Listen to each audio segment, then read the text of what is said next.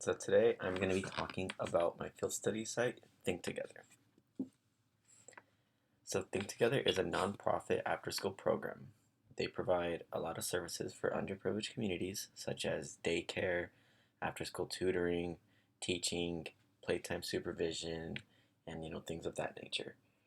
And then their internship opportunity was either as an actual volunteer out in the field, so with the students, or in their human resources department as a staffing intern.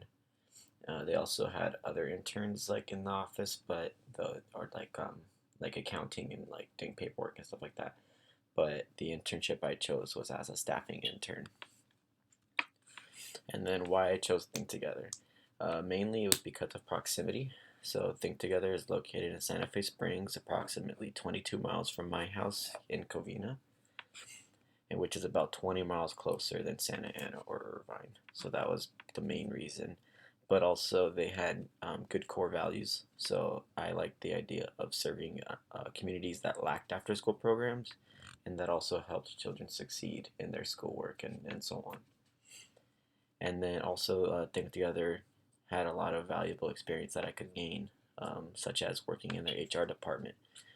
Working in their HR department meant that I could gain valuable experience in an office environment and then gain some experience in a professional field. My job responsibilities were mainly phone screens, scheduling interviews, and administering pre-employment tests.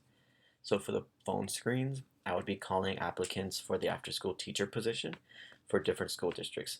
And mainly these phone screens consisted of questions such as like how many children have you supervised, um, what experience do you have working with children, and then certain things such as like how do you manage tough children, how do you manage um, you know teaching children, how do you manage dealing with certain people in certain like situations that may be tense or something like that. And then another one of my responsibilities was scheduling interviews.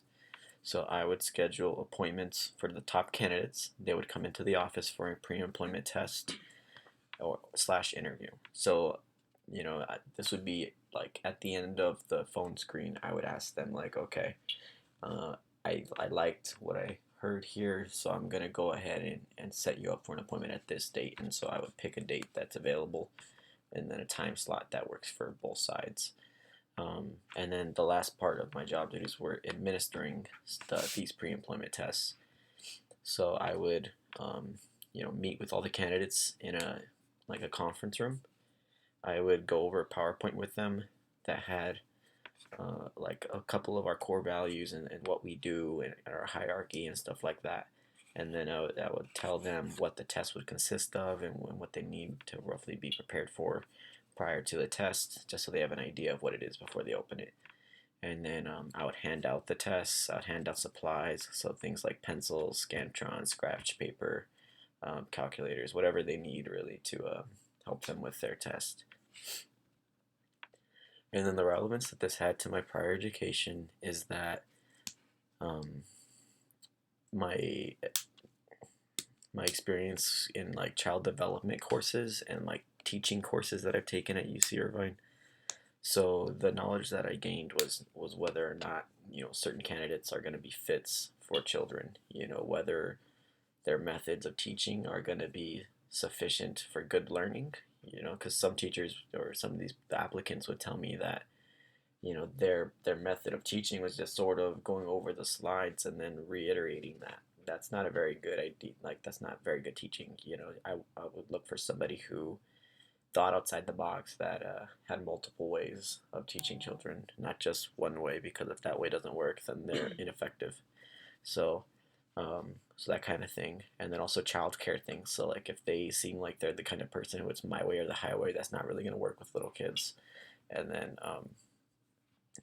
people who seem like they go straight to the top. Like some people would tell me that if a child was giving them a little bit of trouble, they would immediately go to like principals or they would go to higher people above them. When sometimes like all it takes is a conversation.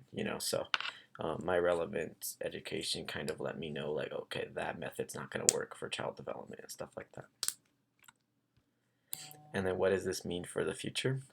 Well, I think that this kind of work is enjoyable for people who want to engage with people on a regular basis. So because like the entire job is just me like talking on the phone with people coming in, they talk to me in person, and so like almost the entire time I'm talking to somebody. And so if you just want to do paperwork or something, like this isn't really a job for you.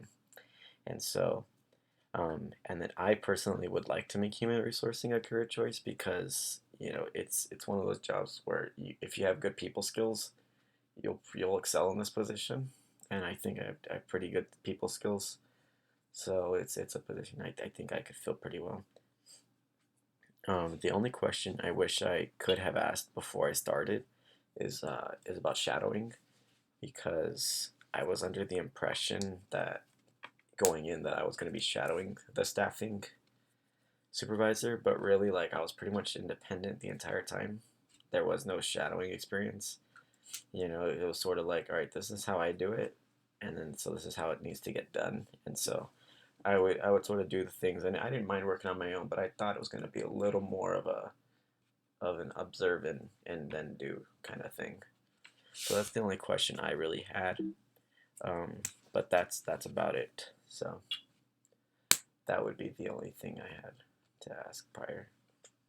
All right, well that's all I have here. So um, it was it was a good experience working with Think Together, and so I'm very fortunate to have that experience.